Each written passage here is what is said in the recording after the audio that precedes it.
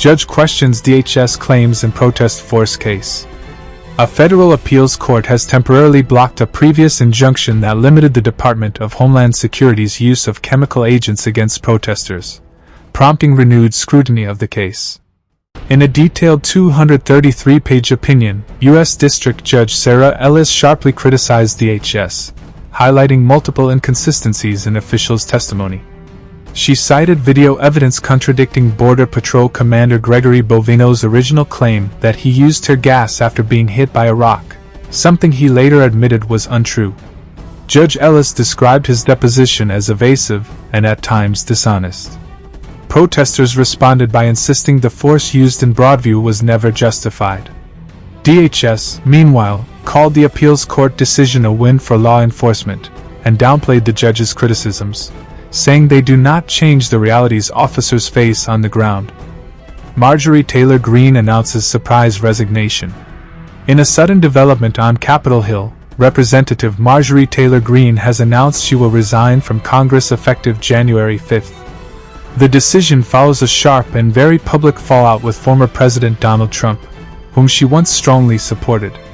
In recent weeks, Greene has criticized Trump's foreign policy priorities and his hesitation to release additional documents tied to sex offender Jeffrey Epstein. Trump has responded by backing a potential challenger for her seat, further deepening the rift. Her resignation adds new uncertainty to the political landscape as multiple candidates are already positioning themselves for upcoming races. Trump meets NYC Mayor-elect Mamdani despite past attacks. On Hannity, a fiery segment highlighted the surprise Oval Office meeting between President Trump and New York City Mayor-elect Zohran Mamdani, a progressive Democrat who previously labeled Trump a despot and accused him of having a fascist agenda. Despite their harsh campaign trail exchanges, Mamdani and Trump appeared together in a calm, cooperative discussion focused on easing New York's cost of living crisis, improving housing, and reducing prices. Trump praised Mamdani's election win and said he is willing to work with anyone to improve the country. The segment also criticized Democrats for their reactions to the meeting, noting that Mamdani's shift in tone clashes with his earlier rhetoric. Commentators predicted that while the two may cooperate for now, major clashes are likely ahead, and that Trump will ultimately come out on top. Trump-Mamdani meeting sparks debate over policy divides. A follow-up segment on Hannity examined the political tensions surrounding President Trump's Oval Office meeting with New York City Mayor-elect Zohran Mamdani. White House Press Secretary Karoline Leavitt defended Trump's decision to meet with a political opponent, saying it showed his willingness to work with anyone to help Americans. She emphasized Trump's commitment to lower prices, reduce regulations, expand domestic energy production, and support strict immigration enforcement. Hannity, however, questioned whether meaningful cooperation is possible, pointing to Mamdani's support for policies like defunding the police, ending bail, and limiting ICE operations, positions that sharply conflict with Trump's agenda. Leavitt argued that Trump's values and policies will not change, and that his economic approach is already lowering costs nationwide. She said Mamdani will ultimately be judged by his actions in New York, not by a single meeting. The segment closed on a skeptical note, with Hannity predicting future clashes between Trump and the mayor-elect despite the brief moment of civility. All-American Christmas tree lighting begins with inspiring performance. The All-American Christmas tree lighting ceremony opened with a heartfelt musical moment as Christian artist Chris Tomlin performed a powerful Christmas worship song. His performance celebrated the birth of Jesus, describing the arrival of Emmanuel, the Savior born in the humble town of David. With themes of hope, reverence, and divine promise, the psalm highlighted God's holiness and the praise offered by angels and all creation. The audience was invited into the Christmas spirit as Tomlin's vocals echoed messages of faith, worship, and the eternal holiness of Christ, setting a warm, uplifting tone for the holiday celebration. Marjorie Taylor Greene announces resignation from Congress. Representative Marjorie Taylor Greene has announced that she will resign from Congress, with her final day set for January 5. Once considered a strong and influential Republican voice, Greene recently experienced a significant fallout with former President Donald Trump. In her public statement, she said she had too much self-respect and dignity to put herself, her family, or her district through a painful primary challenge backed by Trump. She emphasized that she refuses to be a battered wife hoping things will change, criticizing the internal political battles within the party.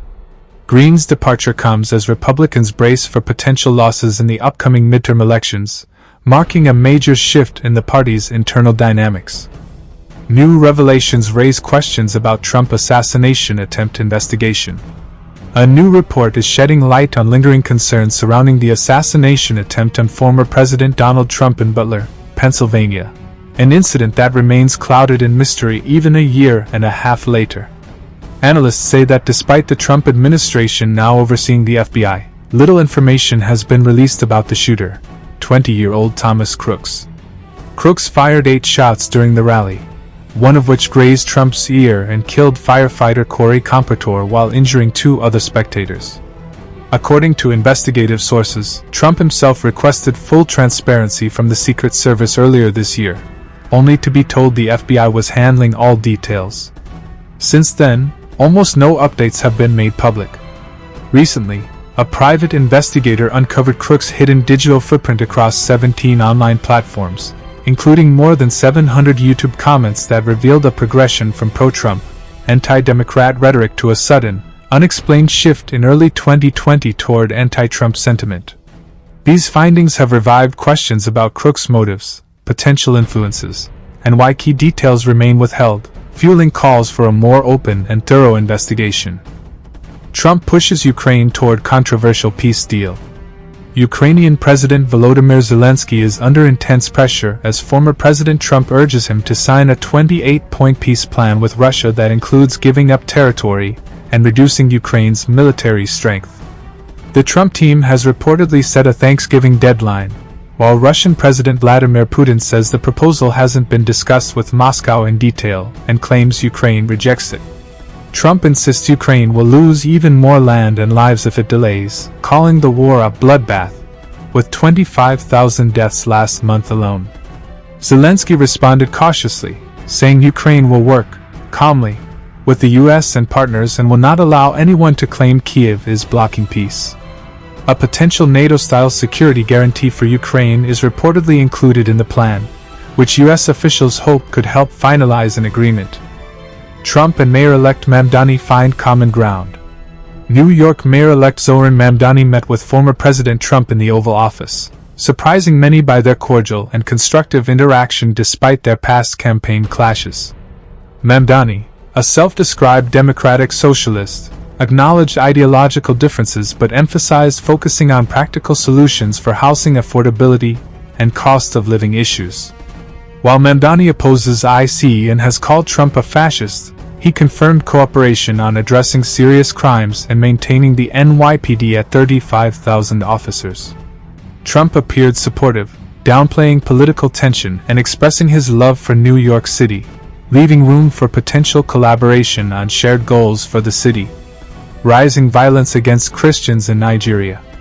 Violence against Christians in Nigeria continues to escalate, with gunmen attacking a Catholic secondary school in northwest Nigeria, kidnapping as many as 52 children, just days after a nearby church attack left 2 dead and 38 worshippers abducted.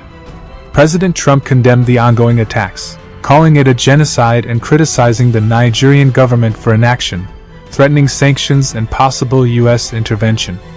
Analysts report that Islamic terrorist groups, including Boko Haram, are behind the attacks, targeting Christian communities while many officials fail to protect citizens.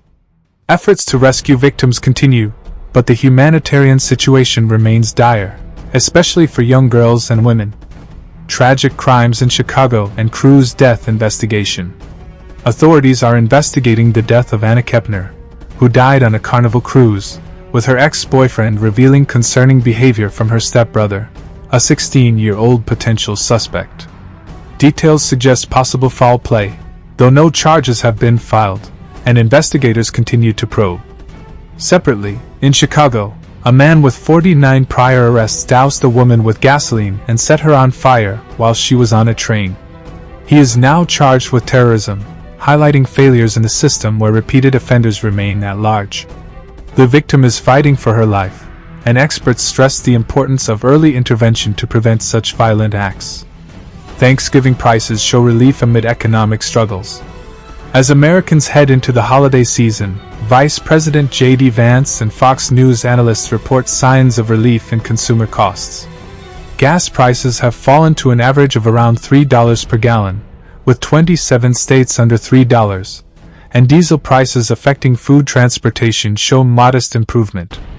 Thanksgiving staples such as turkey, pumpkin pie, and frozen vegetables are seeing price decreases, though overall grocery costs remain higher than previous years. Officials urge patience, noting that economic recovery and policy effects, including the August Big Bill, will fully impact Americans' wallets in 2026 when taxes are filed.